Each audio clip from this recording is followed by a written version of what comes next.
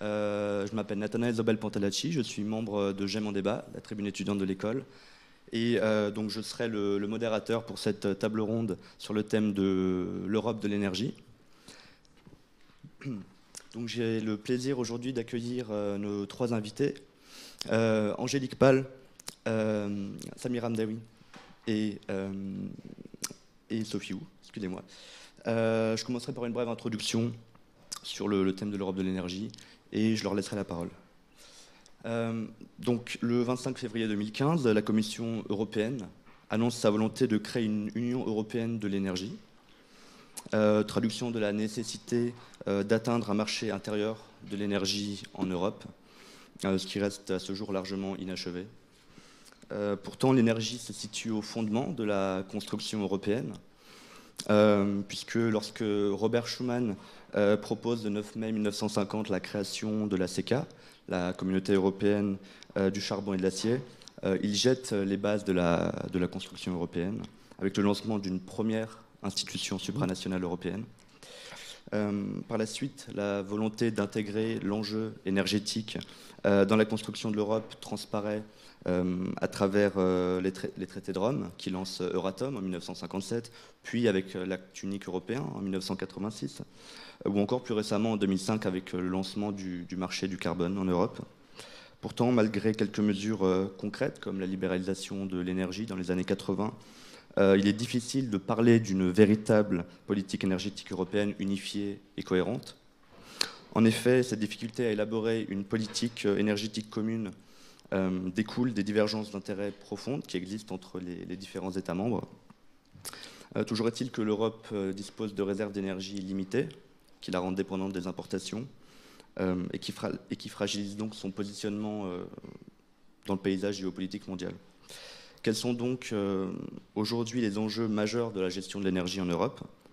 Avec nous pour en parler aujourd'hui, nous recevons dans le cadre de cette table ronde Sophie Wu, diplômée de l'ENS de Lyon et agrégée en géographie. Vous êtes actuellement maître de conférences en géographie à l'université Paris 1 Panthéon-Sorbonne et rattachée à son laboratoire Prodige, le pôle de recherche pour l'organisation et la diffusion de l'information géographique. Spécialiste des thématiques énergétiques russes, vous êtes l'auteur d'une thèse sur le gaz naturel dans les régions orientales de la Russie. Angélique Pahl, diplômée de l'université Paris 1 Panthéon-Sorbonne, vous êtes chercheuse en énergie et matières premières à l'IRSEM, l'Institut de recherche stratégique de l'école militaire, qui est un organisme de recherche rattaché au ministère des Armées. Vous êtes également spécialiste en sécurité des approvisionnements et transition énergétique. Enfin, Samir Hamdaoui, vous préparez actuellement un doctorat en géographie à l'Institut français de géopolitique de l'université Paris 8. Vous êtes également associé à l'IRSEM, vous êtes spécialiste de l'approvisionnement en gaz de l'Union européenne et du rôle des pays d'Europe orientale et centrale et orientale dans ce domaine-là. Je vous laisse maintenant la parole. Bonne table ronde à tous. Merci beaucoup d'avoir introduit le sujet et puis merci à GEM de nous recevoir pour ces échanges que j'espère vifs et passionnants. Donc une table ronde sur les questions énergétiques en Europe qu'on va aborder aujourd'hui via précisément le cas du Nord Stream 2. Je rentrerai un peu plus précisément dans ce que c'est dans quelques minutes. Parce que c'est un cas emblématique qui est révélateur à la fois des lignes de fracture et des convergences européennes, et donc on s'est dit que c'était intéressant de l'aborder sous cet angle-là. Donc on vient de vous rappeler que l'énergie était un peu au cœur du projet initial de construction de l'Union européenne, mais encore aujourd'hui de nombreuses divergences, alors même que l'Union affiche une volonté de politique énergétique commune, ne serait-ce que par exemple si vous regardez les différents mix énergétiques européens, ils sont très diversifiés et les choix énergétiques sont encore des choix nationaux. L'Union européenne s'est lancée depuis les années 90 dans un grand projet de libéralisation du marché de l'énergie européen, l'idée étant que si on crée un marché disons fonctionnel, transparent et concurrentiel, on tend vers une politique énergétique commune et une politique qui sert le citoyen et le consommateur européen. Et elle a branché sur cette politique de libéralisation sa politique d'intégration et puis plus tardivement, à partir des années 2000, sa politique de transition énergétique. Donc ça, c'est un peu le cadre général, si vous voulez. Avec ce qu'on vous a rappelé tout à l'heure, le projet d'Union de l'énergie qui intervient en février 2015. Le Nord Stream 2, il intervient là-dedans comme une espèce de révélateur des logiques, à la fois de divergence et de convergence à l'intérieur de l'Union européenne. Et ce qu'on va faire aujourd'hui pour cette table ronde, c'est que chacun d'entre nous va se faire un peu l'écho d'une des voix autour de ce projet. Ça ne reflète pas nos positions personnelles, mais simplement ça reflète les acteurs sur lesquels on travaille et qu'on maîtrise le mieux. Et donc, on va vous expliquer ça un peu plus avant au fil de la conférence, mais voilà, chacun d'entre nous porte un peu la voix d'un des acteurs pour vous donner un peu l'étendue du débat. Puisqu'on discute de ça, juste un point sur d'éthique de recherche. Les positions qu'on vous présente aujourd'hui, elles sont en partie issues d'un workshop auquel nous étions tous les trois présents, mais qui ne rassemblait pas que nous, qui a eu lieu à l'IRSEM donc il y a quelques mois, et où étaient présents une grande partie des gens qui travaillent sur ce sujet. Et voilà, et nous avons publié sur la question un rapport de l'IRSEM sur le sujet, donc vous pouvez éventuellement aller le chercher si vous voulez plus d'informations. Donc qu'est-ce que c'est que le Nord Stream 2 ? C'est un projet de gazoduc. Est-ce qu'on peut mettre la carte ? On vous a préparé une carte qui vous donne un peu l'ensemble des enjeux et qu'on va commenter au fur et à mesure de la présentation. C'est un projet de gazoduc entre la Russie et l'Allemagne qui est annoncé en juin 2015, qui passe sous la mer Baltique et qui double, vous le voyez sur... alors c'est pas celle-là qu'il me faut, qui double un projet... qui double un gazoduc préexistant, le Nord Stream 1, qui suit à peu près le même parcours. Il est mis en service, ce gazoduc Nord Stream 1, il est mis en service en 2012.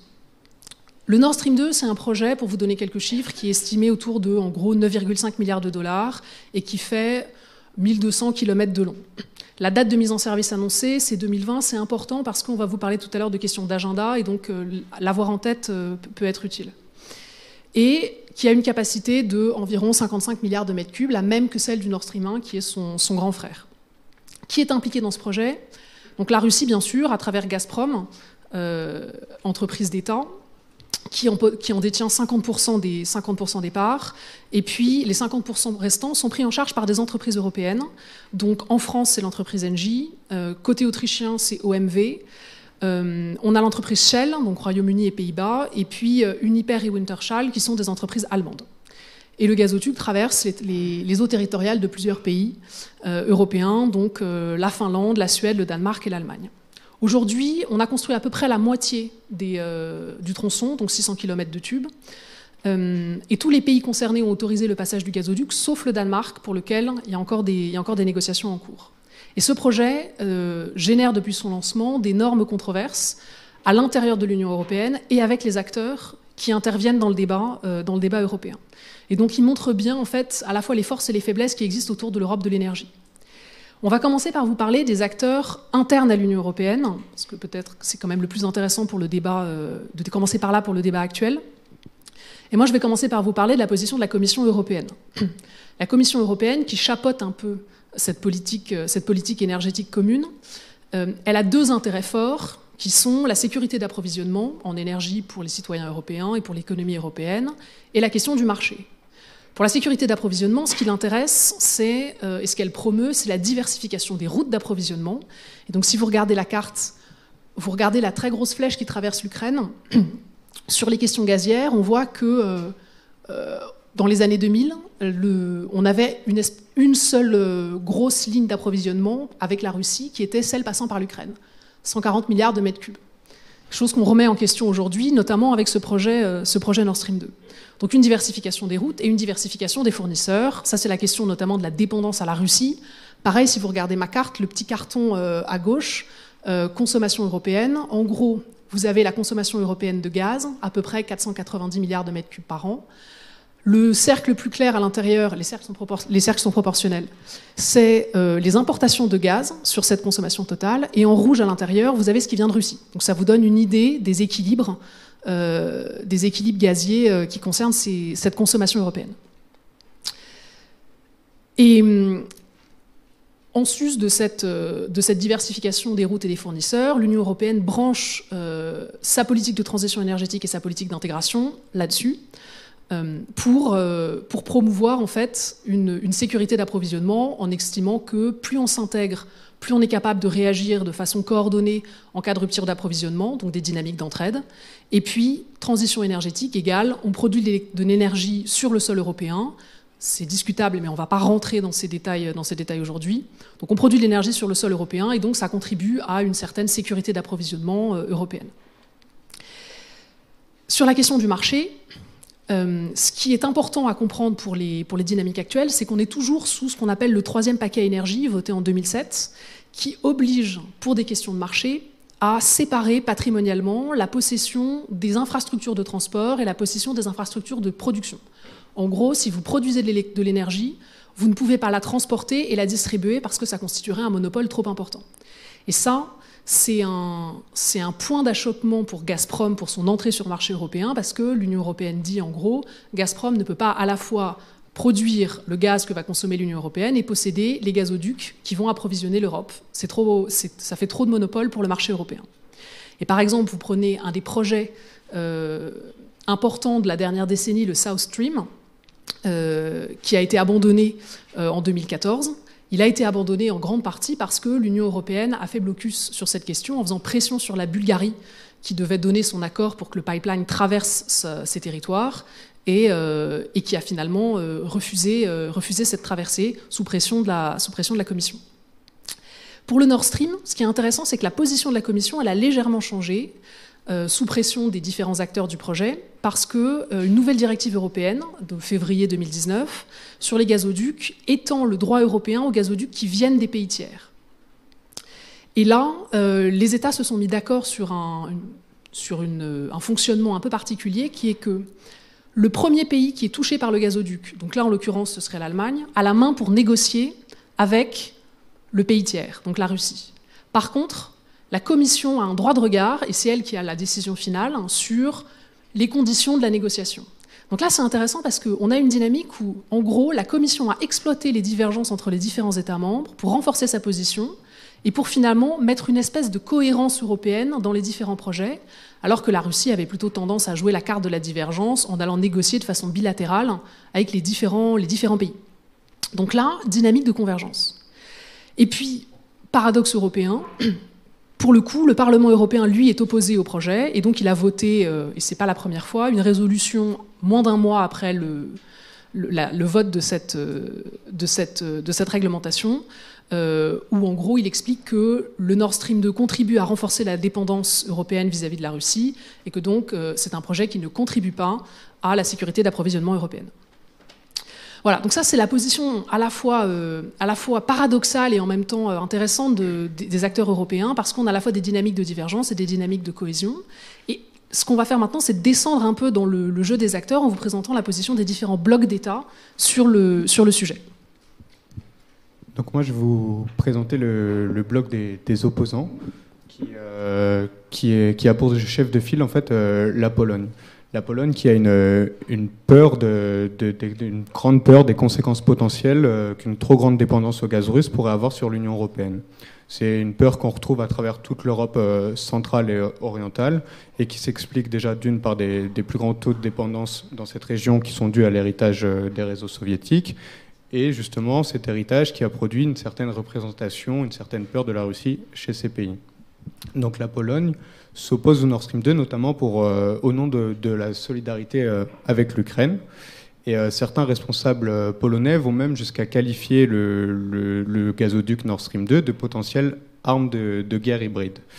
Les Polonais, eux, veulent s'émanciper pour leur cas propre totalement du gaz russe d'ici 2022.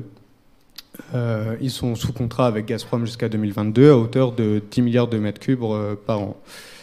Pour s'émanciper du gaz russe, ils veulent passer par deux infrastructures. Le terminal de Zvinoussié que vous voyez sur la carte, qui pour l'instant dispose d'une capacité de 5 milliards de mètres cubes par an, qui voudrait étendre jusqu'à 7,5 d'ici 2022. Et aussi un projet du coup, qui est prévu pour octobre 2022, le Baltic Pipe, un gazoduc qui devrait partir de Norvège, passer par le Danemark, avant de finir en Pologne. Ce pipeline, lui, il aurait une dimension de 10 milliards de mètres cubes par an. Le terminal GNL serait alimenté par du gaz norvégien, qatari, est alimenté par du gaz norvégien, qatari et américain. Le Baltic Pipe, lui, donc, serait uniquement d'origine norvégienne. Ces infrastructures dépassent le cadre purement national et ont une portée régionale. En effet, elles s'inscrivent dans un projet de corridor nord-sud qui doit relier la Pologne au Balkan, qui est l'autre gros hub de diversification des approvisionnements européens et qui, par les projets du corridor sud, doit apporter du gaz depuis la Caspienne. Ce projet de corridor nord-sud, il est porté politiquement par une plateforme de coopération intergouvernementale qui a été lancée en 2016 à l'initiative de la Pologne et de la Croatie. Cette plateforme de coopération s'appelle l'Initiative des Trois Mers et réunit 12 pays de la région. Les 3 Baltes, les 4 de Visegrad, la Roumanie, la Bulgarie, la Slovénie, la Croatie et enfin l'Autriche. Et donc cette nouvelle architecture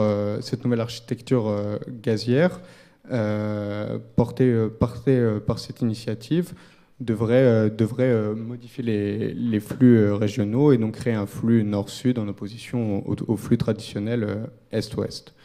Cette initiative est très fortement soutenue par les Américains. D'ailleurs, lors du sommet de Varsovie de 2017, Trump était présent en personne et dans son style assez unique, en guise de discours d'ouverture, s'est tourné vers tous les chefs d'État d'Europe centrale et orientale pour leur dire « si vous avez besoin de gaz, passez-moi un coup de fil ». Et c'est une manière assez simple de régler les problèmes.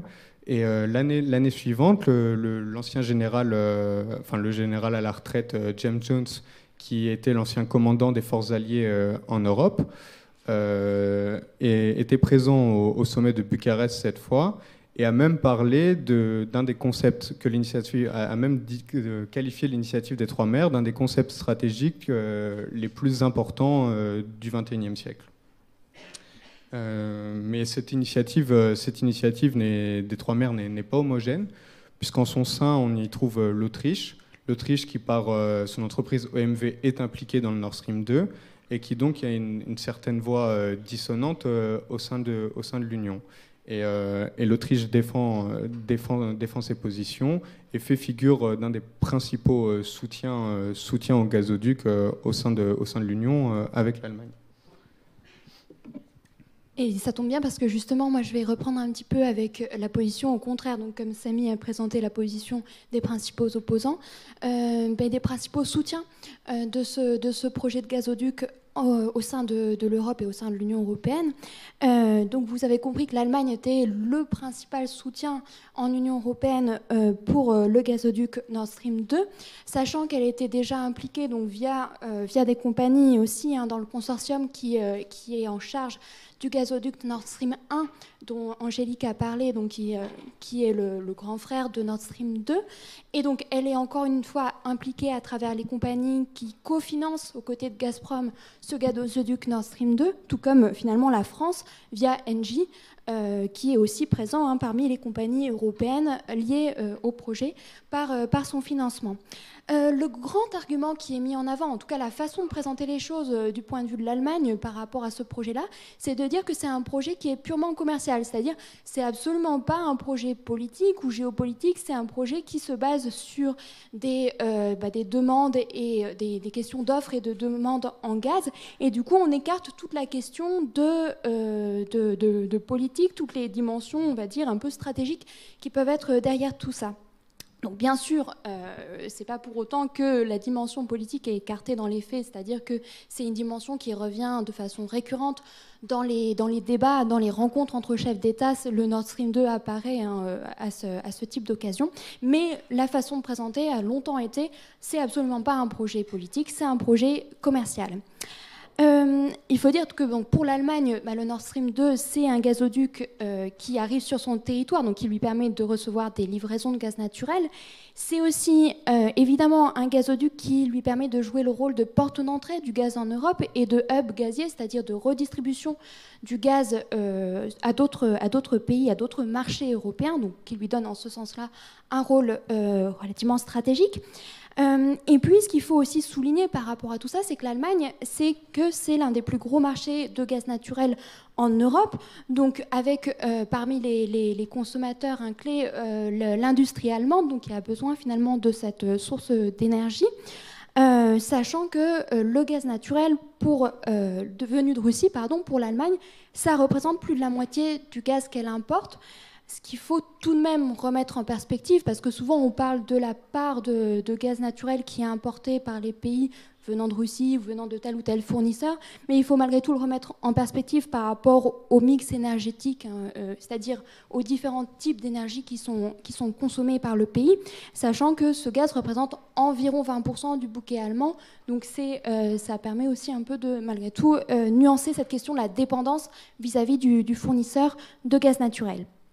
Et puis, évidemment, ce projet se comprend aussi dans le cadre de la stratégie de transition énergétique de l'Allemagne, c'est-à-dire qui vise à l'abandon du nucléaire et qui vise aussi à l'abandon du charbon, le gaz naturel représentant une source d'énergie considérée comme plus propre, donc privilégiée par rapport à ce type de source d'énergie. Et puis également, donc, par rapport à l'argumentation, à la façon dont ce projet est présenté par l'Allemagne, l'idée c'est de dire qu'on ne se trouve pas dans un enfermement, dans une dépendance à la Russie, si justement on développe donc, la diversification énergétique, sachant aussi que je vous dis la position de l'Allemagne, mais il est bien évident qu'en interne, vous avez aussi des dissensions entre des acteurs allemands au sein de différents partis politiques allemands, etc. Simplement, la position dont je vous parle, c'est la position qui est représentée par Angela Merkel et qui est soutenue donc, dans les négociations de l'Allemagne ou dans la plupart des négociations de l'Allemagne. Je souligne quand même le fait qu'à partir de 2018, on a quelques évolutions qui se sont esquissées par rapport à cette position allemande, qui était, comme je vous l'ai dit, d'abord de mettre beaucoup de distance par rapport à la composante politique du projet. Donc la première évolution, c'est une sorte de reconnaissance finalement d'implication politique de ce projet-là, qui va de pair plutôt avec la reconnaissance aussi des enjeux que cela pose pour l'Ukraine, des enjeux en termes de transit. Et du coup, l'Allemagne a fait des déclarations visant à demander un maintien ou des garanties en fait de maintien du transit via l'Ukraine, même si le gazoduc Nord Stream 2 est réalisé. Et puis la deuxième évolution notable, c'est la question relative aux terminaux donc, de gaz naturel liquéfié. Car pour l'instant, l'Allemagne ne possède pas de terminaux de gaz naturel liquéfié, donc ne peut pas importer de GNL.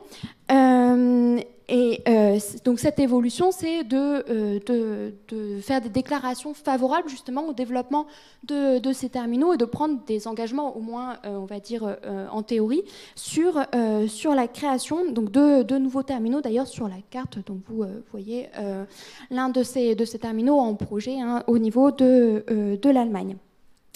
Je reviens très rapidement sur la position française avant de céder de nouveau la parole à mes deux collègues. Juste pour vous dire un mot par rapport à la position française, parce que la position allemande, c'est la plus forte par rapport au soutien du projet. La position française, elle a beaucoup moins marquée, du moins officiellement, par rapport à ce projet-là. Donc je rappelle malgré tout que l'État français est actionnaire d'Engie, même si ce n'est pas un actionnaire majoritaire, c'est quand même un actionnaire qui détient 24% des parts de l'entreprise, donc qui est à ce titre-là impliqué dans le projet. Et puis, au niveau de la part du gaz russe, on n'est pas dans les mêmes proportions, on va dire, en termes de dépendance que pour l'Allemagne. Et cette question des relations entre la France et l'Allemagne au sujet de ce gazoduc Nord Stream 2, elle a été récemment mise en lumière par ce qui est apparu comme un différend en février 2019, c'est-à-dire la veille justement du compromis trouvé donc, avec le rôle justement de la Commission et puis de l'Allemagne comme pays d'arrivée qui doit négocier avec la Russie, ce qu'a évoqué Angélique tout à l'heure. On a eu donc la veille de la décision un peu en compromis à ce sujet-là, une déclaration officielle donc, de la France qui s'opposait plutôt à ce projet, ou du moins qui demandait, qui a été vue comme une vision contraire à la position allemande. Je m'arrête là pour l'instant et donc je cède la parole pour aborder les enjeux Union européenne. Merci beaucoup. Donc là, l'idée, c'était de vous faire un peu une cartographie des enjeux à l'intérieur de l'Union. Qui sont les acteurs, comment est-ce qu'ils interagissent, qui est pour, qui est contre, comment ça s'articule avec la position de la Commission, etc. Évidemment, sur tous ces jeux d'acteurs à l'intérieur de l'Union, qui sont déjà très complexes, viennent se brancher des acteurs extérieurs à l'Union qui jouent la carte de la division ou la carte de l'Union européenne. Et c'est un peu l'idée de vous présenter ça maintenant dans cette deuxième partie. Je vais commencer par vous parler de la position des Américains, qui sont, comme on vous l'a dit tout à l'heure, très opposés au projet. Donc en 2007, le Sénat américain et le département d'État américain ont envisagé des dispositifs de sanctions pour les compagnies européennes qui participeraient à la construction de gazoducs et d'oléoducs russes. Donc au-delà des considérations sur l'extraterritorialité du droit américain, ça a obligé la Commission européenne à aller défendre aux États-Unis ces entreprises qui étaient menacées de sanctions économiques, alors même que la Commission elle-même n'est pas particulièrement favorable au projet. Donc là aussi, paradoxe européen, il a fallu aller défendre les entreprises européennes aux États-Unis. Finalement, ces dispositifs de sanctions, en tout cas pour l'instant, il n'y en a pas qui ont été lancés, mais ça donne une idée de la position américaine. Et puis plus récemment, les hauts dirigeants américains et le président américain en tête ont multiplié les déclarations contre le projet Nord Stream 2. Qui ont été plus ou moins fracassantes en disant que l'Allemagne se constituait prisonnière des Russes, que finalement ça ne servait pas à grand-chose de construire l'OTAN si l'Union européenne se jetait dans les bras des Russes sur le plan énergétique. La liste est longue. Ce qui est intéressant, c'est que derrière cette question, cet affichage stratégique, il y a aussi une question commerciale qui se joue. Parce que les États-Unis ont un intérêt sur le récent pour le marché gazier européen, puisque eux-mêmes cherchent à vendre le fameux gaz de schiste américain dont vous avez tous entendu parler, qui commence à être prêt pour des exportations. Donc sous forme de gaz naturel liquéfié, on liquéfie le gaz, on le met dans un bateau et on le regazéifie dans les terminaux GNL de regazéification que vous avez présents sur la carte et qui vous donne une idée des volumes qu'est capable d'importer l'Europe dans les parties qui nous intéressent aujourd'hui. Problème, ce gaz de schiste américain envoyé par bateau, pour l'instant, il n'est pas compétitif sur le plan économique. Il est trop cher.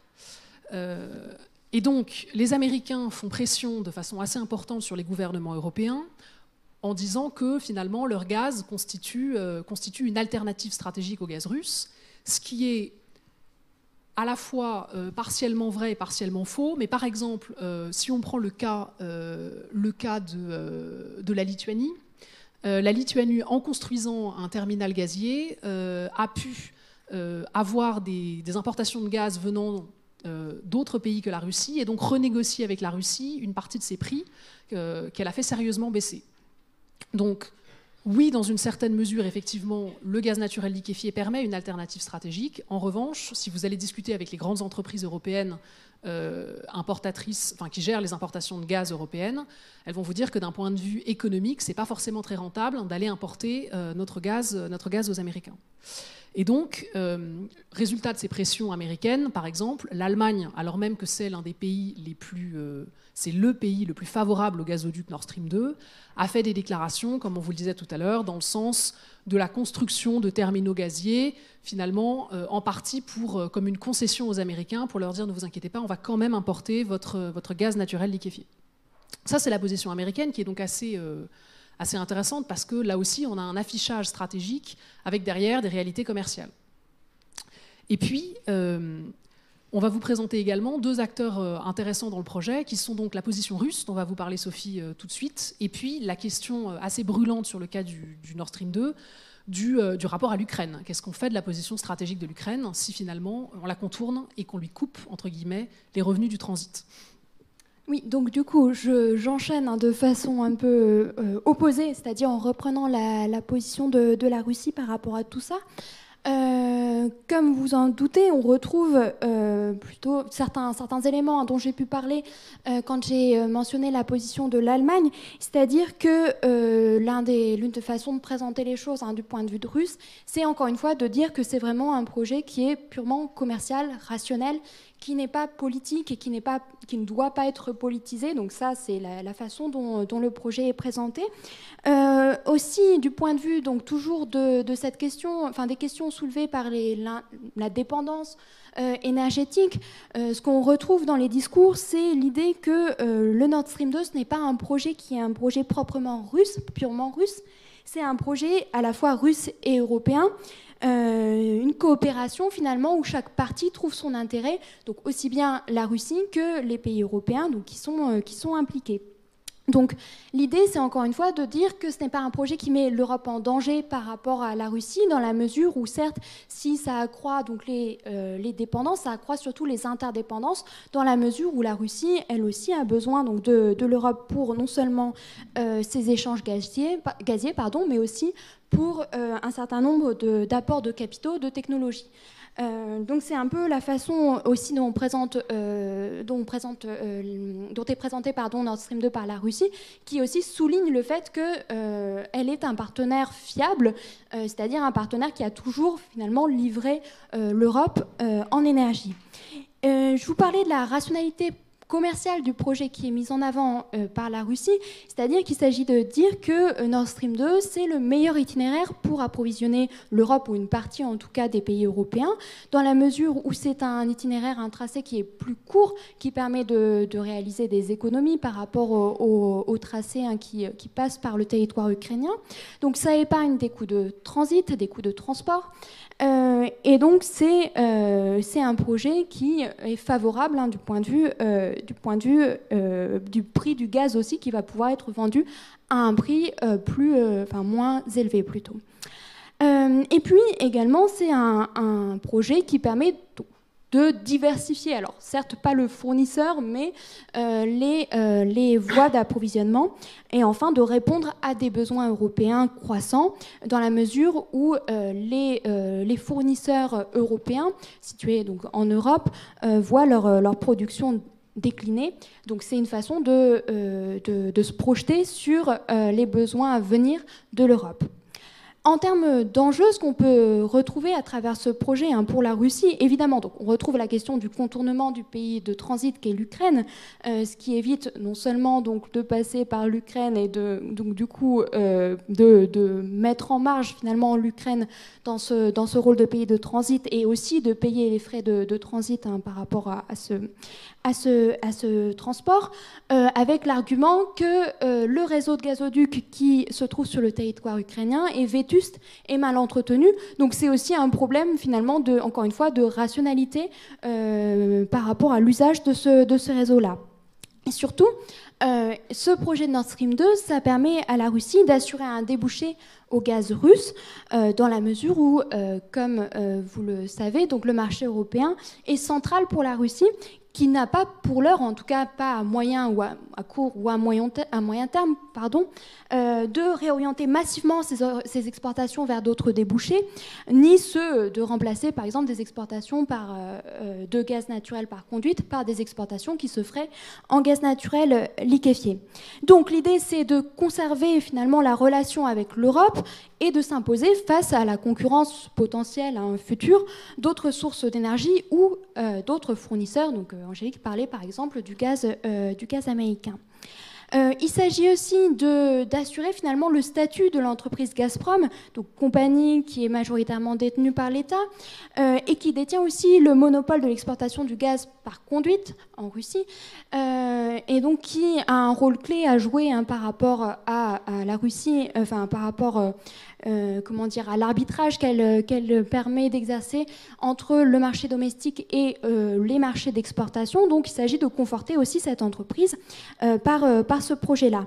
Et enfin, ce qu'on peut souligner, c'est que ce projet il permet aussi de s'adapter aux changements dans la géographie de la production du gaz naturel en Russie, puisque donc, les grands gisements qui assurent ou assuraient jusqu'ici la majorité de la production doivent entrer dans une phase de déclin, donc de nouveaux gisements doivent être mis en valeur. Et où sont ces gisements? Alors vous voyez, il y a un petit encart sur la carte, vous voyez apparaître la péninsule de Yamal. Alors en fait, c'est pas fondamentalement une région totalement différente de la grande région de production, on va dire traditionnelle, du gaz en Russie. Simplement, qu'est-ce qui se passe? Tout simplement, on se déplace plus au nord et dans des conditions plus complexes. Donc du coup, ça nécessite des coûts plus importants, des technologies également plus développées. Et donc, pour permettre la mise en valeur de ces nouveaux gisements, finalement, et leur rattachement, leur raccordement au réseau de gazoducs, le projet a aussi une cohérence en ce sens-là. Je m'arrête là pour ne pas déborder sur le temps qui revient donc à Samy pour présenter une autre vision des choses. Donc moi je vais terminer sur l'Ukraine. Et comme vous l'expliquait ma collègue à l'instant, le Nord Stream 2 s'inscrit donc dans une volonté de contournement de ce pays. Cette dynamique de contournement de l'Ukraine, elle est à l'œuvre depuis le début des années 2000. En 2000, la part du transit russe à destination de l'UE qui passait par l'Ukraine était de 80%. En 2014, ce taux est à 40%. Et donc cette dynamique de contournement s'est faite de plus en plus pressante pour les Russes du fait des crises gazières successives entre 2005 et 2009 qui avaient causé certaines interruptions à l'Union européenne. Elle s'est faite d'autant plus pressante avec le début du conflit ukrainien en 2014. L'Ukraine, elle a peur d'un assèchement du transit par son territoire, puisque c'est une manne financière très importante qui équivaut à peu près 2% de son PIB. De plus, cette peur est amplifiée par la construction donc, du Turkish Stream par la mer Noire que vous voyez sur la carte. Pourtant, un chercheur de l'Oxford Institute, du centre de recherche d'Oxford sur l'énergie, Jack Sharples, estime que même après la construction du Turkish Stream et du Nord Stream 2, donc prévu pour les horizons 2020, le réseau ukrainien serait toujours nécessaire à Gazprom. Selon ses calculs, il serait nécessaire à hauteur de 26 milliards de mètres cubes par an en tant que variable d'ajustement pour les périodes de forte demande hivernale. Cependant, Naftogaz, qui est l'entreprise publique ukrainienne qui gère ce transit, aurait du mal à entretenir son énorme réseau de transport pour de si petites quantités de gaz, à moins d'augmenter les tarifs du transit, ce qui rendrait la voie ukrainienne encore moins attractive qu'aujourd'hui. Outre les conséquences économiques très graves pour l'Ukraine, le pays est en alerte et estime que si le gaz ne passe plus sur son territoire, il perdrait alors son seul levier qui empêche une véritable guerre ouverte avec son voisin russe. Donc voilà le risque pour l'Ukraine, du moins le risque estimé selon les dirigeants ukrainiens. Et donc les Ukrainiens font appel à la solidarité européenne. Et justement, la Commission européenne chapeaute les négociations entre les Russes et les Ukrainiens sur le maintien du transit ukrainien après 2019. Et donc comme vous l'expliquait ma collègue, grâce à la directive de février 2019, la Commission a repris la main dans le dossier Nord Stream 2. Cette reprise en main lui permet de poser cette carte dans les négociations tripartites qu'elle mène sur le maintien du transit en Ukraine. Ce qui fait qu'en fait, l'avenir du Nord Stream 2, ses dimensions et puis le cadre légal dans lequel il se construira vont dépendre de ces négociations. Et il est fort probable que la Commission exige un maintien d'une part assez importante du transit pour l'Ukraine en échange de l'autorisation de la construction du Nord Stream 2. Ces négociations vont se poursuivre dans les mois prochains. Un rendez-vous a déjà eu lieu le 21 janvier. Et M. Šefčovič, le vice-président de la Commission européenne à l'énergie, a mis sur la table une proposition qui était au-delà des attentes de tous les acteurs. La suite des négociations se fera en mai, puisque les Russes attendent que les Ukrainiens aient élu leur nouveau président. Ces élections devront avoir lieu le 31 mars, et auquel cas il y aurait besoin d'un second tour le 21 avril. Et donc voilà, pour l'instant, on attend le mois de mai et d'avoir des réponses plus claires sur l'avenir du transit ukrainien, ce qui conditionnera le futur Nord Stream 2. Il nous reste juste à vous remercier, puis à ouvrir les questions à la salle peut-être. Vous avez la vision en fait de l'ensemble des acteurs, et donc on peut peut-être ouvrir le débat du coup aux questions de la salle. Il y a un micro qui va passer, donc n'hésitez pas.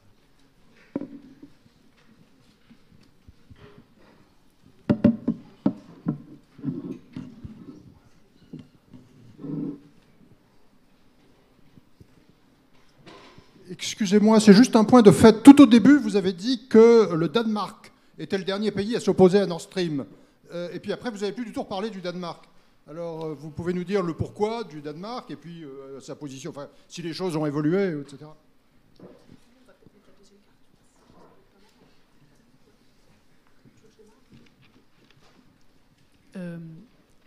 Alors, merci pour cette question. On vous propose là une deuxième carte qui vous montre, il faut regarder donc les zones d'exercice militaire. Ah, alors non, je ne suis pas Pierre Gattaz. Les zones d'exercice militaire. Ce qui est intéressant, c'est qu'en fait, le tracé du Nord Stream, il inquiète une partie des pays de la mer Baltique pour des raisons de stratégie militaire, disons.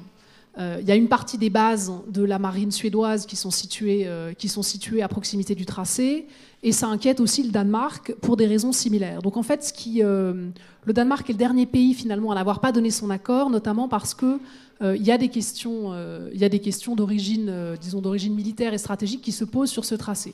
Alors, si vous regardez sur le petit carton de localisation qui est là, en bleu, le trait bleu épais vous donne le tracé initial qui est prévu, qui passe du point de vue des Danois trop près de l'île de Bornholm, et les tenants du projet ont prévu un tracé alternatif qui ne passerait pas dans les eaux territoriales danoises et qui permettrait en fait de contourner le problème. On en est là. Oui, moi j'avais une question. Une petite remarque sur le fait que vous avez dit que la Russie était très dépendante de son approvisionnement, de l'approvisionnement qu'elle faisait à l'Europe. Comment ? Ah oui, je suis là, pardon. Oui, la Russie est dépendante du marché européen, mais aujourd'hui elle opère quand même une diversification par l'intermédiaire de Sakhalin en gaz liquéfié, et on voit qu'elle est d'ailleurs aujourd'hui en train de négocier par exemple avec le Japon, ce qui n'était pas venu depuis très longtemps sur la question des Kourils. On imagine qu'il y aura un intérêt mutuel en fait à ce sujet, et puis aussi des gros contrats gaziers avec la Chine. Bon, ça c'était pour la remarque concernant la diversification aussi des clients pour la Russie. Et puis je voulais savoir quelle était la position de la Norvège, parce qu'en fait la Norvège a toujours un peu ménagé et l'Union européenne et la Russie, puisqu'elle exploite notamment le gisement de Stockman avec les Russes, et puis on sait qu'elle est, elle est ici dans une position, j'imagine, plus mitigée. Donc je voulais savoir quel est le positionnement de la Norvège sur ce genre de projet en fait. Merci pour votre question. Alors, je reviens donc sur la première partie, sur la question de la diversification des marchés pour la Russie, des débouchés pour la Russie. Alors, vous avez tout à fait raison de dire que la Russie s'est fixée comme objectif de se tourner vers d'autres marchés, vers d'autres partenaires, en particulier en Asie, Et donc ça a été très médiatisé avec la signature du gros contrat en pleine crise ukrainienne avec la Chine en 2014, donc visant à la construction justement d'un pipeline vers la Chine. Vous avez raison de dire aussi qu'il existe une usine de liquéfaction à Sakhalin, donc qui permet à la Russie d'exporter du gaz naturel liquéfié, et notamment vers la Chine, même si c'est surtout vers le Japon. En fait, là où ces questions-là ne réduisent pas vraiment la question de la dépendance de la Russie à l'Europe, c'est notamment parce que la Russie, à l'heure actuelle en tout cas, ne peut pas opérer d'arbitrage entre les deux marchés, c'est-à-dire ne peut pas dire « Ah, on n'a plus de contrat avec l'Europe, donc du coup, on va se tourner vers d'autres marchés, des marchés asiatiques », tout simplement parce que le réseau interne, enfin le réseau qui passe par le territoire de la Russie, n'est pas connecté. Donc ça veut dire que si vous voulez en gros exporter le gaz qui est produit dans les grands gisements actuels en Russie, pour l'instant, ce gaz ne va pouvoir transiter que par le réseau qui va vers l'ouest, c'est-à-dire vers l'Europe. Et alors, même si on a ces grands projets vers la Chine, ce sont d'autres gisements qui sont mis à contribution. Donc ça veut dire qu'on n'a pas la possibilité de jouer des deux. Et on a une diversification, mais une diversification qui n'est pas un arbitrage entre deux options, en fait. Donc voilà pour la première question. Enfin, et juste pour Sakhalin, du coup c'est un peu la même chose, c'est-à-dire c'est du gaz naturel liquéfié, et du coup c'est pas exactement la même chose que du gaz naturel transporté par pipeline, donc on n'est pas exactement sur le même type de transport. Pour la position norvégienne, alors je vous avoue que je ne pourrais pas entrer dans les détails là-dessus, donc peut-être que mes collègues ont plus d'éléments là-dessus. Sur Stockman, par exemple, c'est vrai que la Norvège a été associée à ce projet. Malgré tout, les relations, avec les difficultés, etc., par rapport à l'exploitation du gisement, la Norvège s'est détachée de ce projet-là, d'ailleurs, qui est pour l'instant qui est gelé en fait. Pour l'instant, c'est pas un projet qui est en voie d'exploitation. Donc, à mon avis, mais c'est un peu, c'est pas un point de vue extrêmement développé. La Norvège se trouve un peu comme beaucoup de pays européens et même se trouve un peu le Danemark, c'est-à-dire entre des pressions qui viennent d'une partie des pays d'Europe et les États-Unis, et puis entre d'autres intérêts et d'autres partenaires également, et du coup avec des voix assez discordantes entre les acteurs de ce type de pays. Je ne sais pas si... À ma connaissance, la Norvège n'a pas pris de position ferme sur Nord Stream 2. Sur la carte, on voit bien que d'un point de vue de sécurité, ils ne sont pas concernés par le tracé. Au-delà, je pense qu'ils regardent la situation juste en tant que producteur et qu'ils voient le Nord Stream 2 juste comme un potentiel concurrent, puisqu'on voit que c'est les mêmes marchés qui sont touchés. Et comme je le disais tout à l'heure, les Norvégiens veulent exporter en Pologne par le terminal de GNL ou le futur Baltic Pipe. Donc je pense qu'à part une vision de concurrents commerciaux, ils n'ont pas d'autre position. Alors, vous avez évoqué le projet du South Stream qui a été abandonné. Et je voulais savoir donc pourquoi il a été abandonné et quelle était la position de la Bulgarie à ce moment-là, et aussi du coup la position de la Bulgarie pour le projet du Nord Stream 2. Donc la position de la Bulgarie. Donc le South Stream avait été annulé justement au nom du troisième paquet énergie, et donc de cette réglementation européenne qui oblige la séparation des activités de production, de transit et de distribution. La Bulgarie à l'époque avait parlé justement d'un deux poids deux mesures, puisque la position de la Commission européenne sur Nord Stream 2 n'était pas aussi tranchée et que la Commission européenne avait permis à l'Allemagne de faire le Nord Stream 1. Aujourd'hui, la Bulgarie travaille sur le Turkish Stream, qui est le projet remplaçant du South Stream. Et des accords ont été passés, entre les entreprises bulgares qui ont fini leur appel à candidature dans ces dernières semaines, ces derniers mois, et qui donc sont normalement en règle vis-à-vis du droit européen pour accueillir du gaz du Turkish Stream selon les déclarations des responsables bulgares. Oui, bonjour. Je voulais juste savoir pourquoi aujourd'hui, quand on est dans un monde où on cherche à privilégier en majorité le développement de sources énergétiques renouvelables, surtout en Europe d'ici 2050, pourquoi aujourd'hui on cherche à investir dans un gazoduc qui se baserait sur une ressource justement fossile?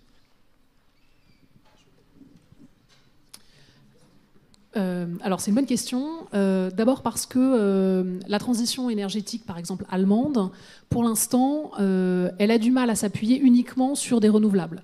Question technique, par exemple, on n'est pas capable de gérer un réseau d'électricité qui serait uniquement approvisionné par des énergies renouvelables parce qu'elles sont intermittentes et que donc on a du mal, si vous voulez, à gérer les moments, par exemple, où on ne produit pas, à gérer les dispositifs de stockage et à harmoniser un réseau qui serait constitué uniquement d'énergie renouvelable. Et donc, pour compenser en fait l'intermittence de la production, on a besoin, encore aujourd'hui techniquement, de centrales qui peuvent être démarrées rapidement et éteintes rapidement. Ces centrales qui peuvent être démarrées rapidement et éteintes rapidement, c'est plutôt soit du charbon, soit du gaz. Avec le nucléaire, ça ne marche pas. Ça peut être éventuellement de la biomasse, mais pour l'instant, les capacités de production sont encore trop faibles en Europe. Et donc, entre le charbon et le gaz, on arbitre pour le gaz. Donc c'est une réponse assez pragmatique à des problématiques techniques. Après, de là à vous dire qu'il faudrait investir plus dans les énergies renouvelables, qu'il faudrait investir plus dans la capacité du réseau à absorber ou à redistribuer, ou faire des réseaux différents qui soient peut-être moins interconnectés, plus petits et qui aient une meilleure capacité d'absorption, c'est possible, mais c'est pas possible à très court terme. Bonjour.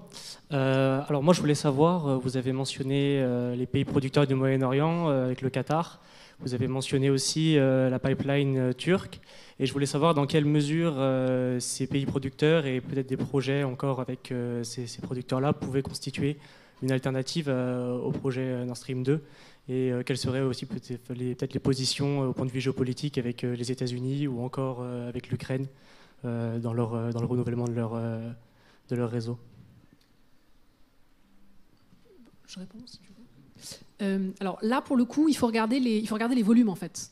C'est-à-dire que les exportations du Qatar, c'est quoi? C'est à peu près 4 milliards de mètres cubes par an, quelque chose comme ça, si ma mémoire est bonne, vers l'Europe. Donc si vous regardez par exemple par rapport au gaz qu'on consomme, on consomme 490 milliards de mètres cubes par an, on en importe 360. C'est une variable d'ajustement pour l'instant. Et si vous regardez de même le dimensionnement des différents terminaux de gaz naturel liquéfié qui permettent d'approvisionner ces parties de l'Europe, pareil, on est sur des volumes qui sont faibles par rapport à ce que propose un gazoduc comme le Nord Stream. Donc oui, en tant que variable d'ajustement, c'est ce qu'on a vu tout à l'heure avec la question de la Lituanie, qui s'est servi justement de cette variable d'ajustement pour faire baisser les prix russes. Donc ça peut s'avérer très stratégique. En revanche, de là à remplacer complètement la production, les importations russes par du gaz naturel liquéfié qui viendrait du Qatar ou des États-Unis, pour l'instant, on en est loin. Voilà. J'espère que je réponds à la question. Ouais. Concrètement, le plus grand projet de diversification européen actuel, c'est le corridor sud, et on voit que c'est le TAP, le Trans-Adriatic Pipeline, ça fait 10 milliards de mètres cubes, donc moins d'un cinquième du Nord Stream 2. Bonjour, c'est moi. Comme vous avez parlé des opérations militaires au niveau européen, notamment entre les tensions entre la Russie et l'OTAN, j'ai une question. Alors pourquoi les Européens ne créent pas un SWIFT européen pour réduire les risques de principes extraterritorialistes pour les entreprises européennes, sachant que plusieurs entreprises européennes vont prochainement payer des amendes aux États-Unis? On pense notamment à Airbus, Safran ou encore Orano.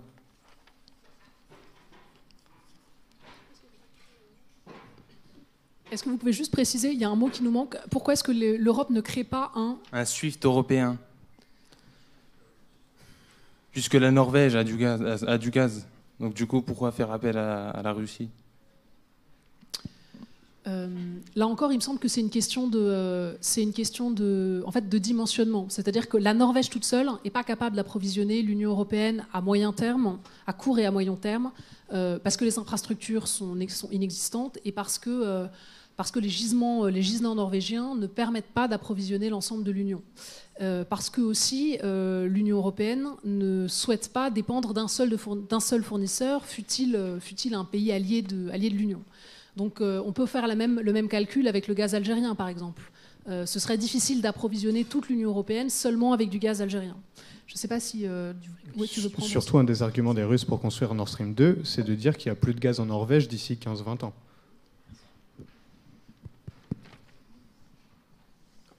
Oui, bonjour. Par rapport je voudrais savoir comment on cherche à... Enfin, politiquement parlant, il y a des problèmes par rapport à la dépendance envers la Russie. Comment cela se fait-il qu'il y a des entreprises comme Total qui investissent presque 30 milliards de dollars, par exemple, sur le projet Arctic LNG 2, alors qu'on souhaite... comment on peut laisser faire ça alors qu'on souhaite arriver à moins dépendre de la Russie sur le point de vue des énergies fossiles? Alors, Arctic LNG 2, Total s'y intéresse notamment parce que c'est pas seulement du gaz à destination de l'Europe. C'est-à-dire que dans les perspectives d'exportation, on a aussi les Chinois, par exemple, qui sont présents sur le projet. Et donc là, l'argumentation assez facile à faire, c'est de dire on investit avec les Russes et les Chinois pour alimenter la Chine. C'est un marché extérieur. Finalement, ça ne concerne pas vraiment les questions de dépendance européenne. Après, je ne sais pas si tu veux compléter sur un plan politique. Oui, juste simplement, en fait, ce projet-là, Total a tenu quand même à le réaliser ou à rester fortement impliqué aux côtés de Novatek et puis des financeurs chinois pour Yamal LNG. Par contre, là où ça, il y a quand même eu des difficultés, on va dire, par rapport à la réalisation du projet, ne serait-ce que pour l'accès au financement, parce que justement, du fait des sanctions, etc., le projet n'a pas pu être financé en dollars, par exemple, donc ce qui a suscité un certain nombre de contournements, d'où aussi le rôle clé des investisseurs chinois dans ce type de projet qui permettent de réaliser des projets extrêmement coûteux et aussi très, très complexes, technologiquement parlant, parce que voilà, les investisseurs chinois permettent d'obtenir les financements qui sinon manqueraient pour la réalisation. Donc, c'est vrai que vous avez raison. D'un côté, ce type de projet a continué c'est quand même réalisé. Comme Angélique l'a dit, c'est pas un projet qui approvisionne uniquement l'Europe. Et puis, du coup, les entreprises ont juste un peu contourné les difficultés qui existaient, qui avaient été mises en place d'un point de vue juridique, d'un point de vue législatif, mais c'était pas un empêchement total par rapport à ces activités. Je rebondis juste sur un point parce qu'il est intéressant sur ce projet. Il n'est pas financé par Gazprom. On a un élément dont on n'a pas parlé parce que ça ne concerne pas directement l'Union européenne aujourd'hui, mais il commence à y avoir une compétition légère à l'intérieur de la Russie sur les exportations de gaz. Normalement, c'était Gazprom qui était le seul exportateur de gaz. Et là, il y a une deuxième entreprise qui s'appelle Novatek qui est en train d'émerger, alors pas sur le gaz par conduite, par tuyau, mais sur le gaz naturel liquéfié. Et donc, l'Union européenne peut aussi avoir un intérêt à voir émerger une concurrence à l'intérieur du marché russe pour pouvoir éventuellement jouer la dissension ou en tout cas avoir des partenaires diversifiés. Donc ça peut aussi être intéressant d'un point de vue stratégique finalement de faire émerger et de contribuer à faire émerger cette diversité, on ne va pas parler d'un marché ouvert, mais cette diversité à l'intérieur de la Russie. Voilà, je crois qu'on va prendre une toute dernière question, assez courte. Oui, merci. À travers les ordres de grandeur qu'on a évoqués donc, dans l'heure qui vient de passer, on s'aperçoit qu'on a du mal finalement, qu'on aurait du mal à se passer un approvisionnement de gaz provenant de Russie. Est-ce que ça veut dire que dans ce cas-là, que l'alternative est la suivante, ou bien c'est la création du Nord Stream, ou bien c'est la rénovation du pipeline qui vient d'Ukraine? Est-ce que l'alternative, c'est pas ça? Nord Stream ou rénovation du pipeline d'Ukraine?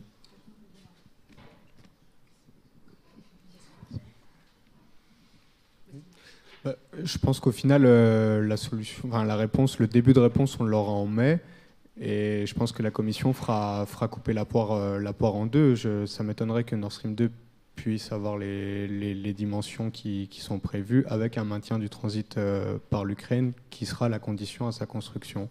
Donc je pense que la Commission européenne, avec l'Allemagne derrière, vont inciter les investissements dans la rénovation du réseau ukrainien et que Nord Stream 2 se fera aussi.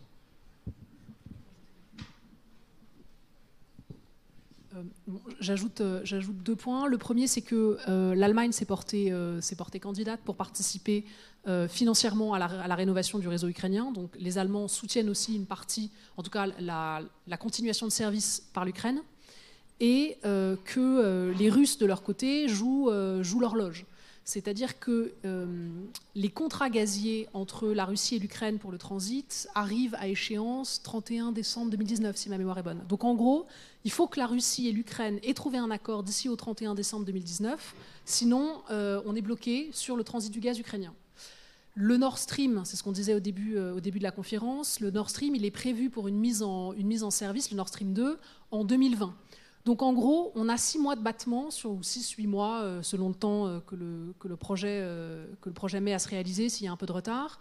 On a une période de battement qui est peut-être assez critique pour l'Union européenne, parce qu'il va falloir avoir trouvé un accord entre les Ukrainiens et les Russes à ce moment-là, parce qu'on n'aura pas encore Nord Stream 2 sur lequel s'appuyer, et en même temps, on est dans une situation assez instable entre ces deux partenaires pour tout un tas de raisons stratégiques, et puis parce que les Ukrainiens sont en train vont élire leur nouveau président et qu'on ne sait pas ce qui va sortir des urnes.